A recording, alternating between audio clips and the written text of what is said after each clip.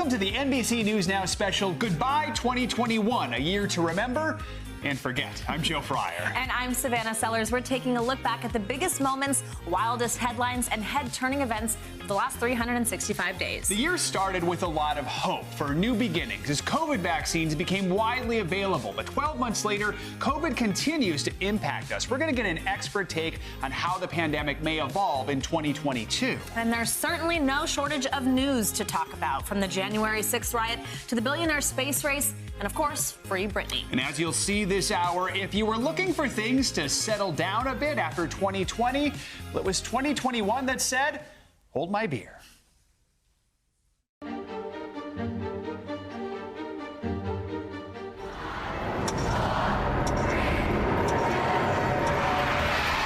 In the closing moments of 2020, as the ball dropped above a sparsely populated Times Square, a weary nation cautiously hoped for better times.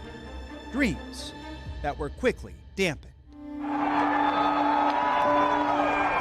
2021 was just 6 days old when a mob of Trump supporters stormed the U.S. Capitol, hoping to overturn the presidential election.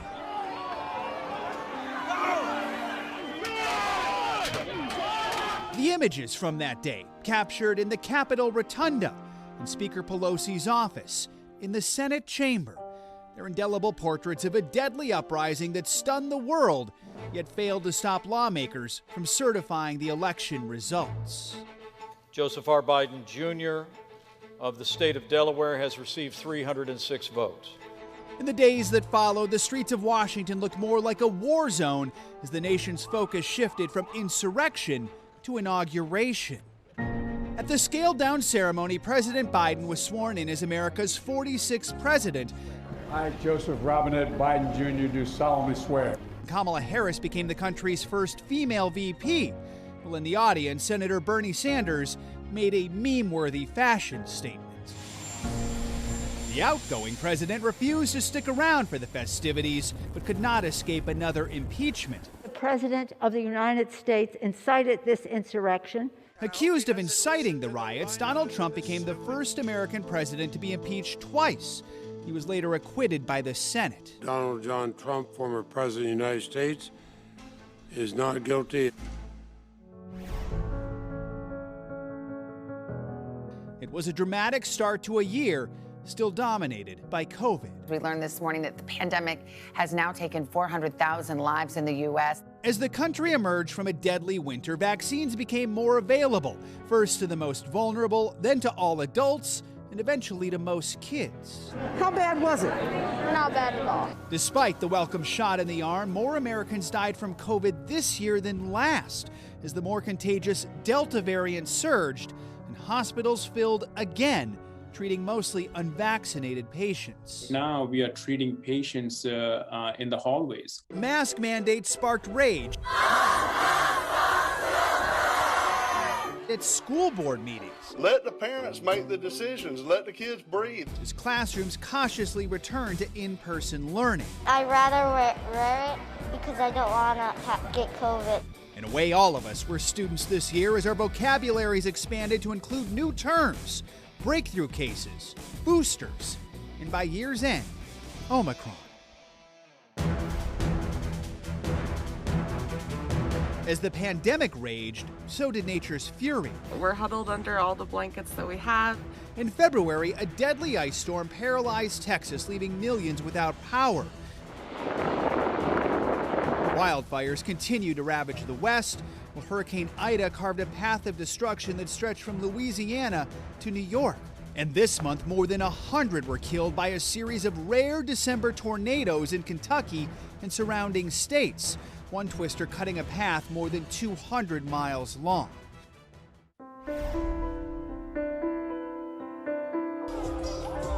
It was a year of fatal tragedies. The Astroworld concert in Houston, a Christmas parade in Waukesha, Wisconsin, and a condo building in Surfside, Florida. It just felt like an earthquake. Whoever thinks a building's gonna collapse on you, you just never. Without notice, the 12-story tower partially collapsed, killing nearly 100 people while many slept. Tragedy also reached a movie set in New Mexico, where actor Alec Baldwin was handed a gun that fired a real round, killing the film's cinematographer.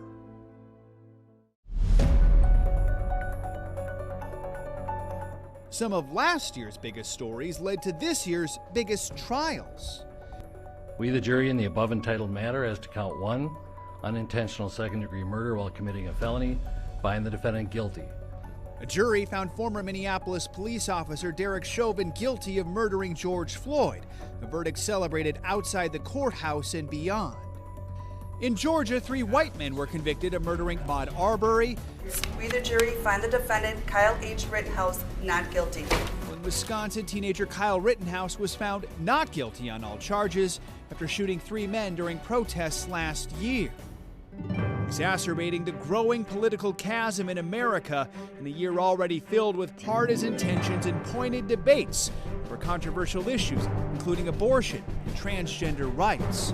Political harmony was not totally elusive. Yeah. Bravo. Capitol Hill lawmakers passed a bipartisan infrastructure bill and overwhelmingly voted to make Juneteenth a federal holiday. Warnock now 83.2%. And if you thought our politics would settle down after the last election, think again. The year started with Democrats flipping 2 Senate seats in Georgia and ended with Republicans flipping the governor's seat in Virginia.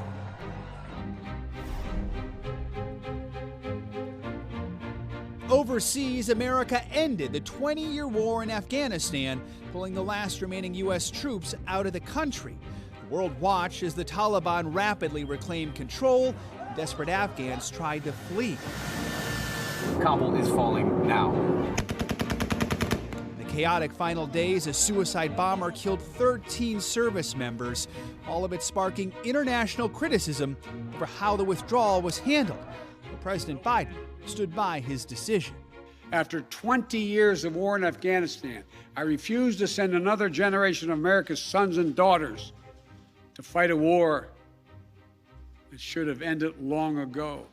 In October, world leaders gathered once again in person in Rome for the G20 conference, then in Glasgow for the UN climate conference.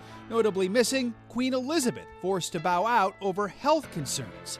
It was a challenging year for the royal family, starting in March when Prince Harry and Meghan Markle sat down for a headline-making interview with Oprah Winfrey. There's a conversation with you, with Harry, about how dark your baby is going to be? potentially, and what that would mean or look like. That conversation I'm never going to share. The royals also said goodbye to the Queen's husband of more than 70 years, Prince Philip, who died at the age of 99. His one of many notable deaths this year, former Secretary of State Colin Powell, Senator Bob Dole, actress Cicely Tyson, Broadway legend Stephen Sondheim, The Sound of Music's Christopher Plummer, and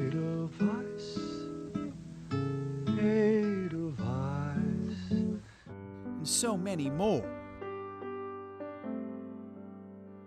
This is Jeopardy! It was the year that Jeopardy struggled to find a permanent host. Welcome to the second of our 3 semifinal matches. That Britney was finally freed from her conservatorship. That our friends reunited.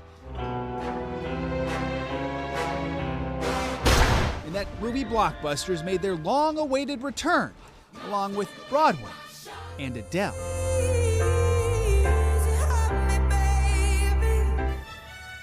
The Olympic flame belatedly burned 1 year later than planned as Tokyo hosted the 2020 Games in 2021. Superstar gymnast Simone Biles traded high scores for high praise when she withdrew from several events to focus on her mental health.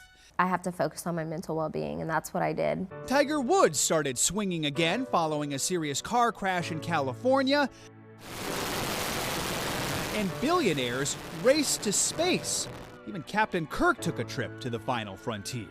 I'm so filled with emotion about what just happened. It's extraordinary. An inspiring reminder of what the future holds. I did it, America! As we reflect on a year dominated by vaccines and hope 2022 offers a shot at something even better.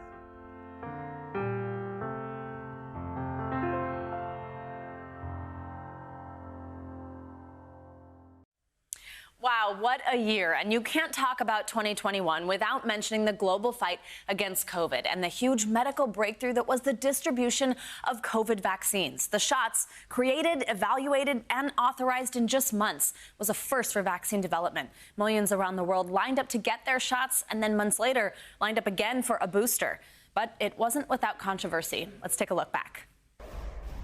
This morning, a grim new national record. More than 4,000 COVID deaths reported in a single day. Hospitals are facing a crisis of epic proportions. 100 million shots in our first 100 days in office. We're on day one. With full FDA approval, Johnson's vaccine will become the third to go into Americans' arms. The third vaccine in the pandemic arsenal. Get vaccinated. The vaccine that's available to you, get that vaccine. All adult Americans will be eligible to get a vaccine no later than May 1. In New York City, where people getting vaccinated are now able to enjoy some live music in the same space that served as a field hospital just a few short months ago. A tragic milestone in the battle against the coronavirus. Actually, this is globally. The death toll has now topped a staggering 3 million people. More than 570,000 Americans have lost their lives to the coronavirus. That's nearly 20% of the worldwide total. With less than a third of the country fully vaccinated. Right now, some states are starting to turn down government shipments due to lack of demand. New CDC data shows 8% of people have missed their second shot of the Moderna or Pfizer vaccines. Our goal by July 4th is to have 70% of adult Americans with at least one shot. Pfizer's emergency use authorization now clears the way for 17 million children to immediately get vaccinated. Kids 12 to 15 years old, mostly middle and high school students, now qualify. If you get the shot, you basically can ditch the mask nearly everywhere, the CDC says. America is already on the pandemic rebound. New COVID cases at their lowest level since last June. Last year we lost the summer because of COVID, so this year it's going to be a big summer. The Delta variant, first discovered in India, could soon become the dominant COVID strain in the U.S. So far, only about 53% of the country is partially vaccinated. But some states are barely hitting a third of their population. 67% of U.S. adults have received at least one dose. That's short of the president's goal of 70%. Give you the best chance possible. A year ago, the COVID ICU at Lexington Medical Center was pushed to the brink. This week, doctors say it's feeling like deja vu. Tonight, the alarming Delta variant surge. The U.S. now seeing more daily COVID cases than last summer's peak. The plan is for every adult to get a booster shot 8 months after you got your second shot. A moving new memorial that provides a vivid reminder of the devastation of the coronavirus pandemic. More than 670,000 white flags are planted along the National Mall, each one symbolizing an American life lost to the coronavirus. Authorized by the FDA late today, booster shots for adults fully vaccinated with Moderna and Johnson & Johnson could be days away. They all reached the same conclusion about vaccine mandates. I didn't have much of a choice in the matter, that I was being forced to do something, to put something into my body. I felt that what they were doing, what they have done, is they've basically held for ransom your health insurance, your benefits, your livelihood, your career in some cases. Some promising news, of course, this afternoon, authorizing Pfizer's vaccine for 5 to 11-year-olds. This is a huge step forward, obviously. The FDA just signed off on Pfizer and Moderna's vaccine booster for all adults 18 and older. President Biden is set to speak to the nation next hour about the OMICRON variant, as questions remain about the seriousness of the threat. What is it about this variant that worries you? What we've seen is this kind of very rapid rise in infections. And we've seen that in a part of the country, in a population where we thought that people had a lot of immunity. And the fact that this virus is now spreading so rapidly and so easily, it seems, it's a highly transmissible variant, but also that it may well be able to better get around some of the levels of our immune protection. The CDC says the first confirmed case in the U.S. of the Omicron variant has appeared now in San Francisco. Hitting this other terrible milestone in the U.S. You see it here. 800,000 deaths in this country. In 2021, some of the things we took for granted returned to some kind of normal, like going out to a restaurant, commuting to the office, or spending time with loved ones over the holidays. But even as we close the year, the Delta and Omicron variants serve as reminders we're still living with the impact of the pandemic and likely will for at least a little while longer. That's right. Joining us now with what to expect from COVID in 2022 is NBC News senior medical correspondent Dr. John Torres. Dr. Torres, always great to see you. Great to see you guys too. This year, much like last year, has been this roller coaster. We think it's better. We have these events and concerts to say, hey, it's a return to normalcy. And then we have to kind of start pulling back a little bit. So it was about this time last year that Delta was identified. Now we know that spread and led to an increased amount of hospitalizations. Now we have Omicron. What do you think we can expect in this upcoming year? You know, and you're right. It exactly looks like a roller coaster where just when we think we're getting through that first wave, all of a sudden Delta hits. We're going into this third wave, and now we got Omicron. It's one of those things. I think we're going to continue to see this roller coaster ride for at least a little bit. But my hope is, and I do think that during 2022, we're going to see things calm down and get to more of a near normal. And I think I talked about that last year as well, that we'd be near normal by now. But these two variants, Delta and Omicron, just kind of took us by surprise, took us by storm, and kind of put us on our back feet a little bit. Well, now we're back on our front feet. We have these tools to fight these both variants off. We just need to use those tools. Looking ahead, a couple of the key questions people have: are we maybe going to need another round of boosters again in 2022? And are we ever going to get rid of these masks? You know, I think the masks things, let me start with that. And I think the masks are going to be with us to a certain context. If you look at a lot of Asian countries, and that's the model I typically use, is they use masks all the time. And they use them if somebody is feeling sick so they don't spread it to other people out of courtesy to those around them. And I think you're going to see that going forward. You're going to say, okay, that person's not feeling very well. Thankfully, they're wearing a mask. But I don't think we're going to wear it to the basis we're wearing it now, which is essentially all the time, and we are getting sick of it. However, if there are outbreaks, and there will continue to be outbreaks throughout 2022, I think you're going to see some of these mask recommendations come back, at least temporarily. And how about boosters? My guess is that in 2022, we're not going to necessarily have to get another booster shot. What we don't want to do, and I've talked to a lot of experts, and they said, yes, you are correct. We don't want to chase variants. We don't want to, every time a new variant comes out, saying, okay, now we need a new booster. They're looking at these shots and saying, these shots right now are holding up fairly well against the Omicron and the Delta variant, as opposed, you know, from the point of view of hospitalizations and dying, which is the important part. Dr. John Torres, thank you so much, and Happy New Year. Happy New Year. The trauma is going to impact people who live there, their family members, the first responders, those that have been down there trying to help. It is very, very, very real.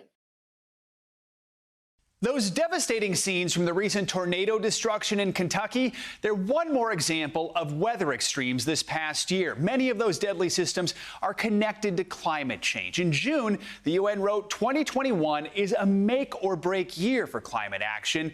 Here in the U.S., it sometimes felt more broken than not, as we saw unprecedented weather across the nation. NBC's Al Roker takes a closer look. 2021. Another blistering year of climate and weather extremes, from wildfires and drought to catastrophic flooding and hurricanes. Almost no state escaping unscathed. This year seemed to pick up where 2020 left off, with one major exception. 4 years after withdrawing from the Paris Climate Agreement, newly elected President Joe Biden bringing the U.S. back into the fold. We can no longer delay or do the bare minimum to address climate change. The deal bringing together world leaders, pledging to do their part to stop the Earth from warming past 1.5 degrees Celsius. Scientists say any warming beyond 2 degrees would be catastrophic. As winter carried on, Texas endured a cataclysmic event when extreme Arctic cold, caused by a breakdown in the polar vortex, sent icy air plunging south, crippling the state's power grid, leaving residents freezing without water and in the dark for days. We haven't had water for 10 days. For the first couple of days, we were collecting snow and melting the snow. With the climate changing faster than ever before, what unfolded in Texas may no longer be a once-in-a-lifetime event. This tragedy exposing one of the most fragile parts of our country, its crumbling and ill-fitted infrastructure. In the Northwest, it was sporadic weather patterns connected to climate change that created a once-in-a-millennia heat wave, resulting in some of the highest temperatures ever recorded in the region. Temperatures in Portland, Seattle, and parts of Canada soaring well above 100 degrees.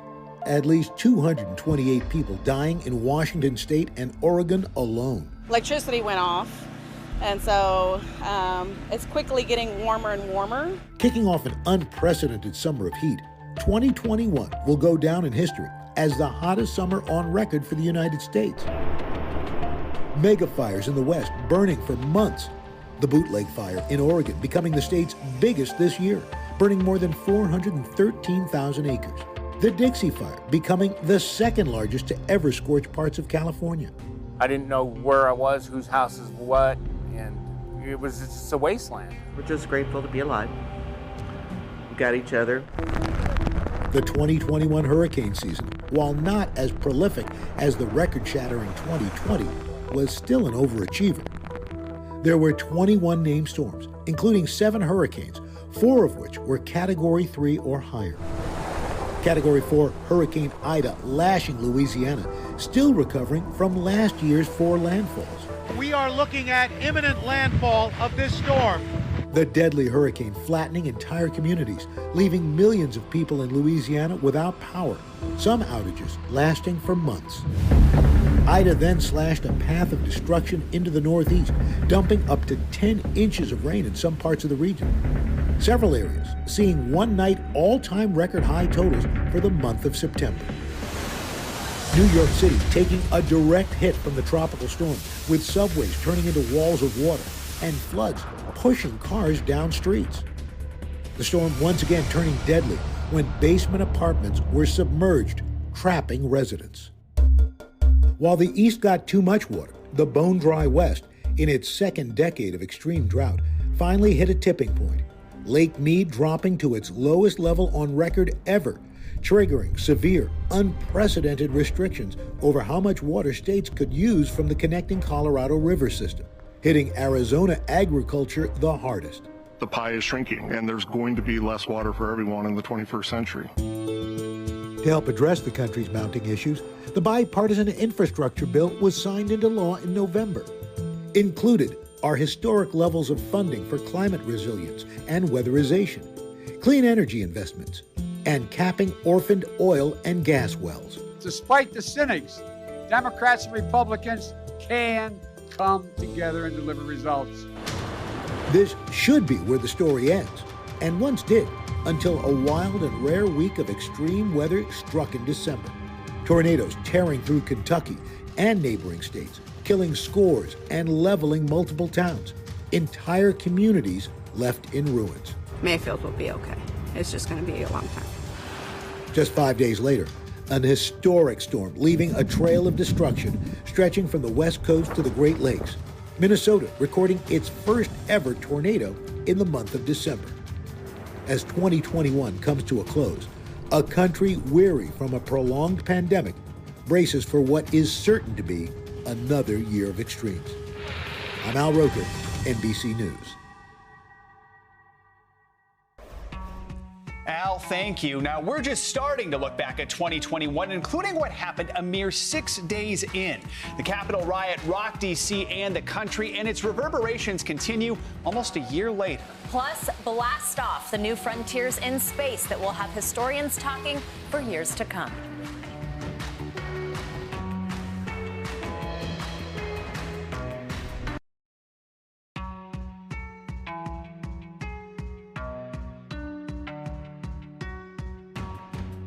One of the most memorable stories I've covered this year was the massive protests that erupted across Cuba in July. This year, we witnessed a movement never before seen in our lifetimes. Cubans pushed to the brink by the pandemic, a shortage of basic food and supplies. They rose up and they demanded that their communist government change and that it deliver freedom for the Cuban people.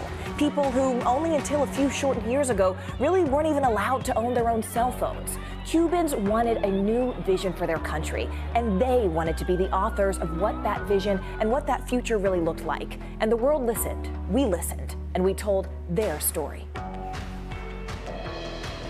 Welcome back to our NBC News Now special as we look back at 2021. Perhaps the most consequential day of the year happened less than a week into the new year, January 6th. It was a day that tested our democracy and will live on in the American consciousness for years. NBC's Frank Thorpe takes a look back at the deadly insurrection at the Capitol and the fallout that continues 1 year later.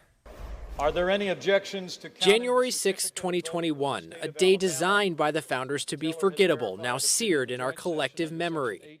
It started when Congress gathered to count the Electoral College votes to seal Joe Biden's election victory. Any other year, just a formality, but this time, a catch.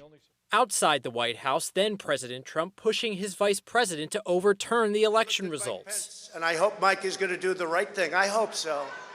I hope so. Because if Mike Pence does the right thing, we win the election.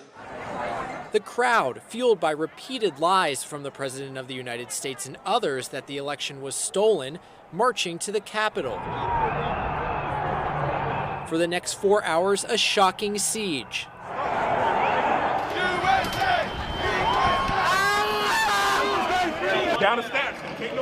Lawmakers narrowly escaping. Officer Eugene Goodman seen here drawing rioters away from senators huddled close by. Shots fired right outside the House chamber. A rioter killed by police. A Confederate flag in the Capitol. Bipartisan pleas for Mr. Trump to tell his supporters to stand down. Hours later, this video. So go home. We love you. You're very special. By 8 p.m. that night, the building had been cleared, lawmakers returning to finish the job. For what purpose does... Then Vice President Pence rejected his boss's demands and declared victory for President Biden. Joseph R. Biden, Jr. of the state of Delaware has received 306 votes. The riot left rooms ransacked, glass shattered, and lawmakers reeling. Democrats quickly voting to impeach President Trump for inciting an insurrection, making him the first president in American history to be impeached twice. The Capitol was fortified with thousands of federal troops lining the halls for the first time since the Civil War. And on January 20th, as President Trump refused to attend, Joe Biden became the 46th president of the United States. We need all our strength to persevere through this dark winter. As Mr. Biden went to work, Congress turned to accountability. But in the Senate's impeachment trial, Mr. Trump was acquitted, with 43 Republicans, including Minority Leader Mitch McConnell, choosing not to convict a former president. We have no power to convict and disqualify a former office holder who is now a private citizen. The rioters themselves facing justice almost immediately. Federal prosecutors scrubbing social media for evidence, alleged rioters found in all 50 states. The investigation so far resulting in 700 arrests, over 150 guilty pleas, and dozens of convictions. By the summer, even as fences came down and physical damage was repaired, invisible scars remained. I got to sit down and really reflect on what happened. I think that sticks with me the most. I felt sad, anger, just there were a lot of emotions going through my mind. I'm still trying to process it. If you were fighting that day, I don't think this will ever feel normal. Every time I was still walking in here, I think, okay, that's where this happened. And I can't get, it's hard to get that out of your mind because it was such a traumatic experience for a lot of people. Some Democrats finding it harder and harder to work across the aisle. Before deciding whether to co-sponsor legislation with a Republican, we always check whether they voted to certify the results or not. Some Republicans rewriting history. If you didn't know the TV footage was a video from January the 6th, you would actually think it was a normal tourist visit. With Republicans stopping a bipartisan 9/11-style commission from forming, a bipartisan Senate probe found that Capitol Police lacked the resources and training needed to respond. Federal agencies failed to warn law enforcement officials of key intelligence, and miscommunication led to a delay in the National Guard being deployed. We all remember the haunting words of an officer on the radio that day asking, "Does anyone have a plan?" The answer, sadly, was no. And in the House, the creation of a select committee, with just 2 Republicans placed on the committee by Speaker Pelosi. The American people deserve to know what happened. The people who did this must be held accountable. It's an egregious abuse of power. Pelosi has broken this institution. The committee issuing over 50 subpoenas and voting to ask the Justice Department to charge former Trump staff with contempt of Congress. The committee's work expected to last months into the new year, hoping to find answers to how a day no one thought could happen brought American democracy to the brink. Frank Thorpe, NBC News, the Capitol. Turning now to the new president. Ever since Joe Biden took the oath of office in January, he's had to face challenges known and unknown. COVID, Afghanistan, the economy, and climate change. But with all that on the agenda, was he able to keep the promises that got him elected in the first place? NBC White House correspondent Monica Alba takes a look. Every president's first year in office tests the power of promise, marked with campaign pledges kept and those still unfulfilled. We're going to keep up the fight until we get it done. Before Joe Biden was even sworn in, he knew the coronavirus pandemic would largely define the beginning of his term. To heal, we must remember. Honoring the hundreds of thousands dead on the eve of his inauguration. This is Democracy's Day, a day of history and hope. The Biden-Harris administration launching a massive effort to get Americans vaccinated. It's time to act. We can reduce suffering in this country. Leading to the president's first legislative victory in March in the form of a $1.9 trillion COVID relief bill. As 100 days in office marked more than 100 million COVID vaccine shots administered. Go get vaccinated, America. Still, many refuse to roll up their sleeves, even as new variants brought spikes and surges. It's become a political issue, which is a sad, sad commentary. The Biden administration's vaccine mandates for federal workers, contractors, and private businesses challenged in courts. It's not about just go and get the vaccine, it's about having the choice to get it. Rules and enforcement across the country a tangled web as U.S. COVID deaths topped 800,000 and normal never quite returned. Do not wait. Go get your booster if it's time for you to do so. Overseas, high-stakes challenges on the world stage as the U.S. rejoined the Paris Agreement, the international treaty on climate change.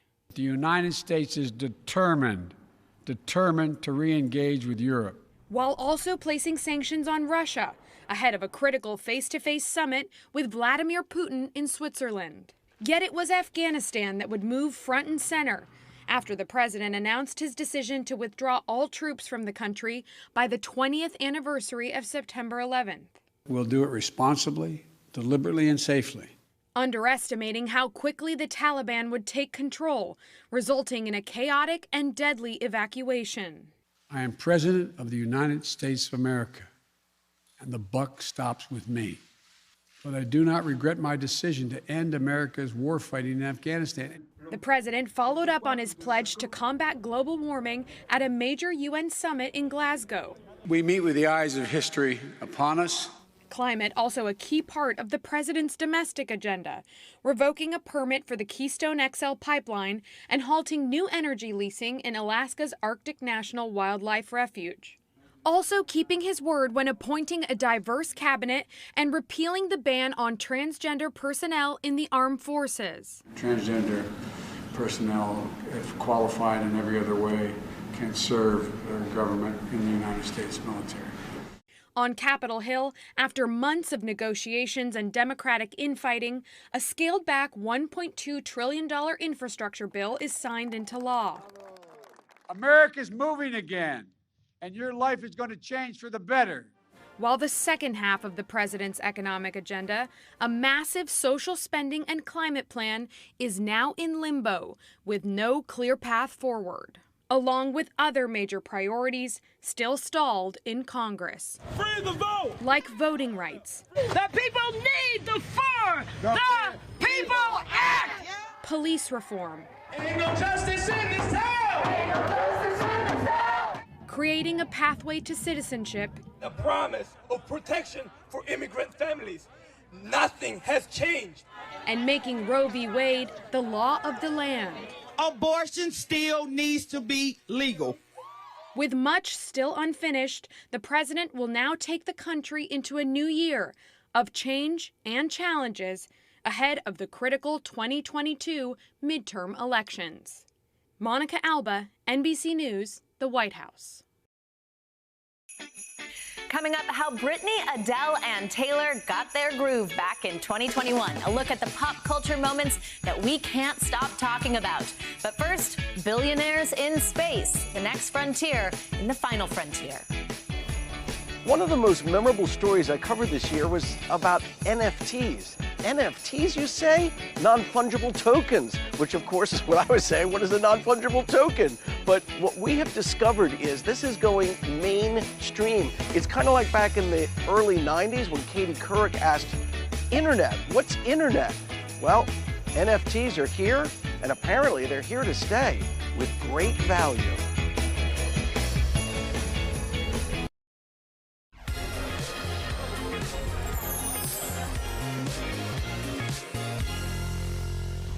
Welcome back to our NBC News Now special Goodbye 2021, a year to remember and forget as we look back on the past year. It was a landmark time for space exploration with small steps and giant leaps made on many fronts. And we're not just talking about the billionaire space race.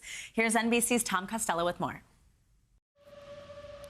10, 9, 8, 7, 6, 5, 4. Ignition. Fire, fire. From New Mexico to Texas to Florida, put 2021 down as the year the private space race came roaring off the pad. To the next generation of dreamers, if we can do this, just imagine what you can do. Billionaires Richard Branson, Jeff Bezos, and Elon Musk bringing commercial space travel one rocket ride closer for all of us back here on Earth. On his first trip, Bezos brought along 82-year-old Wally Funk, one of the original female Mercury astronauts who never flew. Then Captain Kirk himself, 90-year-old William Shatner, choked up with emotion after landing back on Earth. What you have given me is the most profound experience I can imagine. Godspeed, Inspiration 4. On September 15th, it was the 4 civilian astronauts on board a SpaceX rocket who made history on a 3-day orbit around the world. We can see the entire perimeter of the Earth, which is so beautiful. The trip, part of a fundraiser for St. Jude Children's Hospital, where crew member Haley Arsenault was treated for cancer as a child. But with prices starting at $250,000 per seat, space tourism is still way out of reach for most of us Earthlings. It's important to you that this becomes accessible to everybody. That's why we started it. I mean, I think ultimately the price will come down to a level where an awful lot of people will be able to do it. But Bezos and Musk aren't content with joyrides around the Earth. Musk's SpaceX has won a NASA contract for its Starship to carry astronauts to the surface of the moon. That same system could eventually fly onto Mars. And Jeff Bezos planning to build a commercial space station called Orbital Reef, a sort of floating business park. While the commercial space race is hot and at full throttle, the U.S. is not alone.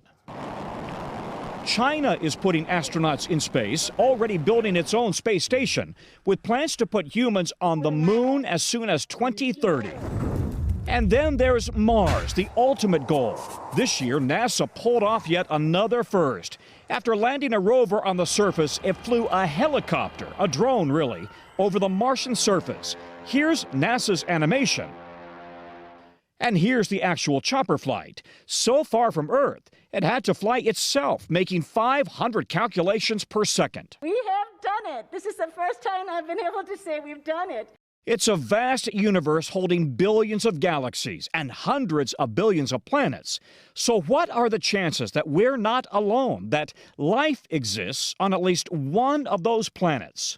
The problem? We humans love sci-fi, and we tend to think of aliens as the characters we see on TV and in the movies. E.T. phone home.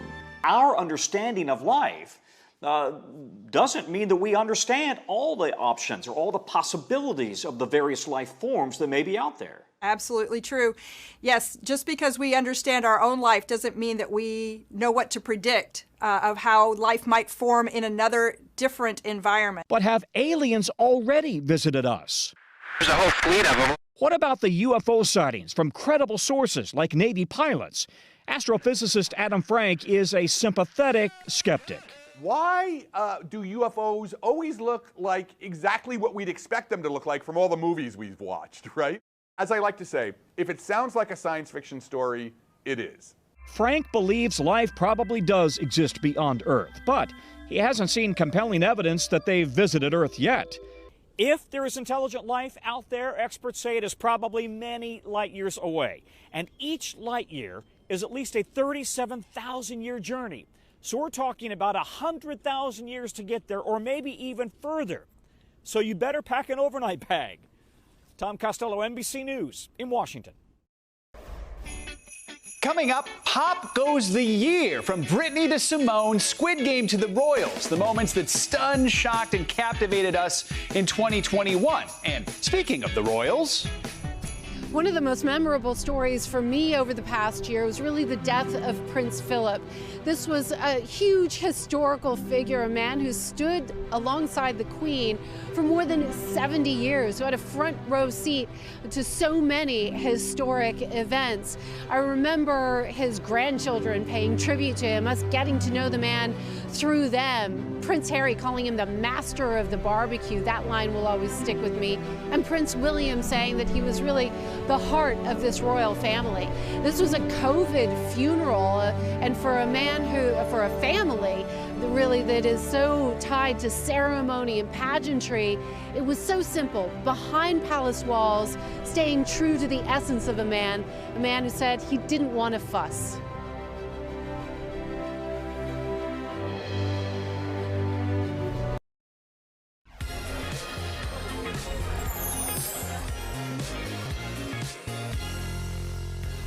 One of the most important stories I covered this year was the movement to free Britney Spears. My coverage began in June at the courthouse. We all heard as Britney described for the very first time in stunning detail what she endured under that 13-year conservatorship. That set off a legal domino effect, which ultimately culminated in a celebration outside that same courthouse in December, celebrating a free Britney. But key questions remain, namely, how did this happen to one of the biggest superstars in the world? We all witnessed in 2008 her very public breakdown, which resulted in the conservatorship. We knew she was under the control of her father, but we also saw as she went back to work, performing for thousands, earning millions, and it was really only a small group of her most ardent supporters persistently asking the question, what is going on here? So what does that say about pop culture, and what does that say about the media? 2021 was a big year in pop culture, from the breakout shows and music to the moments that captured us all. And of course, we can't forget about Britney. No, and joining us now to recap 2021's major entertainment headlines is Brian Balthazar. He's a pop culture expert and entertainment journalist. We also have with us Brianne Heldman. She's a senior editor at People. Good to have you both with us. Let's start with the breakouts in TV and music. I want to start with TV, and two of the shows that come to mind, we got Ted Lasso, and we've got The Squid Game, two shows that are not at all alike at all. What do you think was the appeal? Like Squid Game, Brian, why was it so appealing? Wow, well, I think it came out of nowhere for most of us. And this is a concept that's really dark. So you would fall in love with the show and then have to explain to someone, well, it's kind of like the systematic execution of contestants trying to win money. But honestly, it's just so out of nowhere. You would never think, oh, I'm going to watch this dubbed over show and be completely drawn in. Unexpected twists and turns, great performances, and a plot like you've never really seen before, and really reflective of a weird time that we're living in, truly. Yeah. It says something about our minds right now. Yeah, it really does. It really On the flip side, you got Ted Lasso. Wow, I mean, these two shows couldn't be more opposite. Ted Lasso is the nice guy show, where people live and they win sports ball games. It's a technical term, right? Yeah. You know, this has had a huge year. It had its second season, won a bunch of Emmys. Jason Sudeikis is on a roll with this series. It's so kind. It's a 2022 watch for me. Exactly. Yeah. Let's talk about music, and I guess you can't talk about music without talking about two of the biggest names. You got Adele and you got Taylor Swift, both putting out albums about love and heartbreak and crying and all those things. They just can't do anything wrong, can they? I mean, can we talk about Adele? This is not a person who releases an album every year. or every other year. Her last one was 5 years ago. So when she drops something, she's taken a lot of time on it, and you know you're going to love it. The ramp up, just the emotional preparation we all have to do. We're all like buying our tissues and things. But then she's got this amazing audience on TV, an audience with Adele. And she's the first artist this year to have sold 1 million albums, actually, the first one of this year, which is really remarkable since it just came out in November. And of course, now she has a Vegas residency where she's going to arguably make as much money as she's going to make from the album itself this crazy. year. Yeah, absolutely. You're the biggest Taylor fan, but Will. I was thinking this year, what is amazing is to get a 10-minute version of a song that she wrote years ago, and to get that, something that we'd all been waiting for if you're a Swiftie, like I admittedly am. Absolutely, it was wild. Taylor put out so much music this year, capping the year with the re-release of Taylor's version of All Too Well, the 10-minute version. You know, Taylor is known for throwing Easter eggs all over her lyrics, pointing all over the place to who the song's about and how they did her dirty. And, you know, I'm like Dionne Warwick. I want to know when that scarf is getting returned. Exactly. All right, that's a good one. Okay, now let's talk about some moments that really did just kind of shock us, move us. First one, Simone Biles pulling out of competition at the Olympics. Just walk us through kind of what kind of effect that had. Well, this is a first, really. I mean, I think the world, the U.S. in particular, had hugely high expectations for Simone Biles, and no one felt those expectations more than her. And this was the first time we really saw someone poised to win it all step back and say, I need to do something for myself. Despite all that you want from me right now, I can't live up to that. I'm going to do what's right for me. And she's the most decorated Olympic female medalist there is. So she winning Athlete of the Year from Time Magazine is really a credit to being the best at what you do, but also knowing when you need to be the best at taking care of yourself. Absolutely, and such an important moment to discuss the importance of mental health, which also comes into the next question that I have for you, Brianne. This interview with Harry and Meghan and Oprah, and just what it exposed they had been going through. I mean, really, I think the ripple effects of that and the conversation around it cannot be overstated. Tell me about what you thought about that. No, it really, they opened up about their mental health. Meghan spoke about even contemplating suicide at one point while she was still living in London. They opened up about having babies and dropped some real bombs about the royal family and how the royal family had treated them. And people, it shows that they were still very fascinated by the royals, because 17 million people watched that Oprah interview, showing so whether you love them, hate them, or fascinated by them, people are really into that story and want to know more. And this is the first time we really got a look kind of behind the curtain of what's going on there. Not polished by them. Wild. And another story that just got so much attention is Britney Spears. She was in that conservatorship for more than 10 years, finally freed from it. Starts with a New York Times documentary, step by step. It gets to where she is now. I mean, this is a huge moment, isn't it? 13 years in the making. Can you imagine? She spent her entire 30s kind of being ruled by these adults who may or may not have been taking advantage of her, taking her money.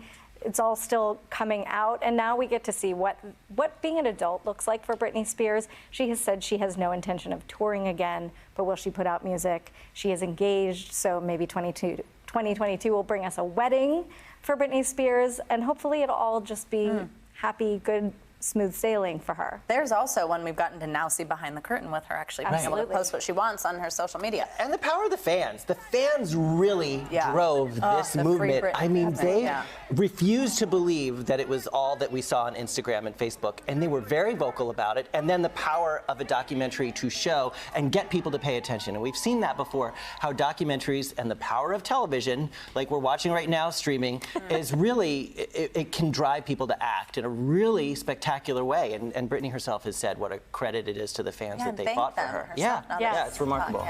All right, Brian Balthazar and Brianne Heldman, thank you so much for joining us. It was a fun segment to close out the year. Before we go, here's a look back at some of the most powerful pictures of the past 12 months. Photo editors at NBCNews.com curated a gallery of images capturing the highs, the lows, and some of the most significant moments of 2021.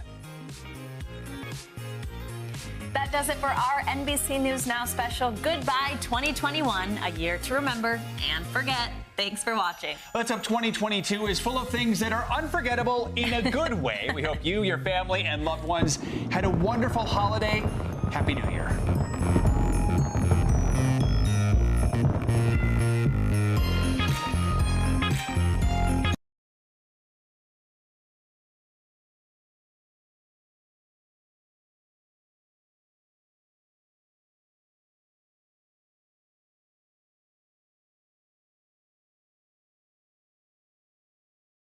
Thanks for watching our YouTube channel. Follow today's top stories and breaking news by downloading the NBC News app.